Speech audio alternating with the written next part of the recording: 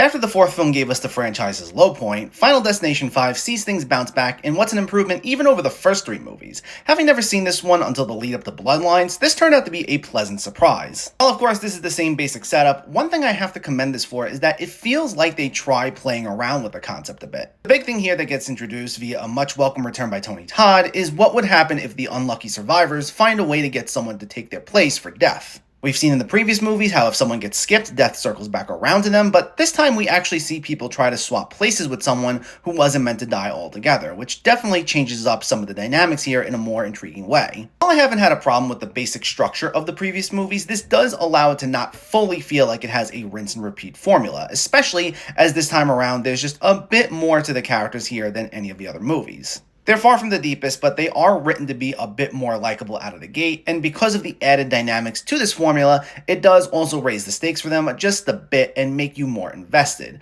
Again, we're not talking iconic horror protagonists, but definitely more interesting ones than what we're used to in this franchise. Now, similar to the abysmal fourth movie, this is another 3D entry with some shots having that look that it's obviously made for the 3D experience, but this time around, it's not as egregious or as consistent, being able to stand on its own if you're just watching this at home. It's also not quite as ugly looking as the last film was. The CGI has never been a high point of this franchise, but I'll admit, this is comparatively better than what we've got up until this point. On top of that, the death sequences here are some of the best the series has had to offer, mainly because these are honestly some of the funniest. Now, there's always been an inherent silliness to the death scenes in this franchise for how over the top they are. But